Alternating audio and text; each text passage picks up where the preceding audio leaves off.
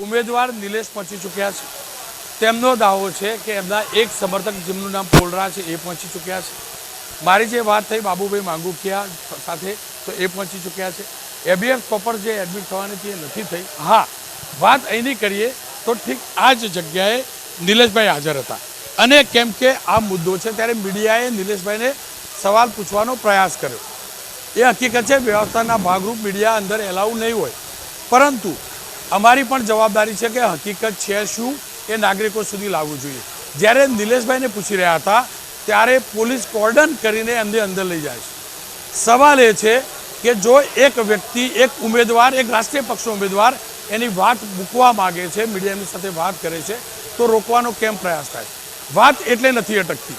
હું ફરીથી કહું છું, ચૂંટણી અધિકારી કલેક્ટર છે, એના અબાધિત અધિકારો પંચે આપેલા છે અને એ અબાધિત અધિકારોનું સન્માન કરવું એ આપણી મીડિયા કર્મીઓની ફરજ છે।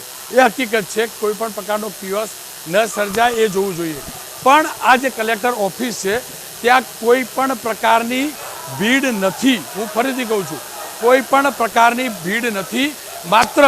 માત્ર પોલીસ સિવાય અને નિલેશભાઈ અથવા કોંગ્રેસના 8-10 કાર્યકર્તા સિવાય કોઈ નહોતું।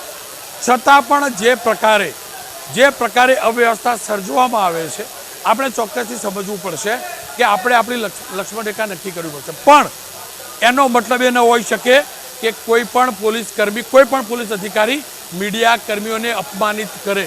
અને આ એ શહેરની વાત છે, એ સુરત છે જ્યાંના ગૃહ રાજ્યમંત્રી હર્ષ સંઘવી પોતે છે।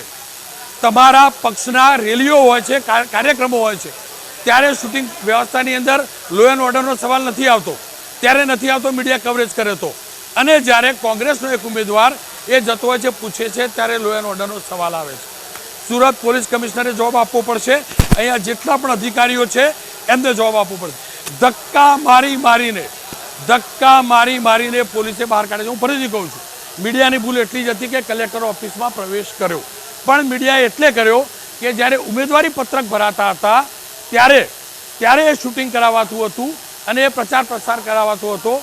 તો પછી આટલો મોટો વિવાદ થયો છે ત્યારે પારદર્શિતા સાથે, હું ફરીથી શબ્દ વાપરું છું, પારદર્શિતા સાથે એનું કવરેજ કેમ નહીં?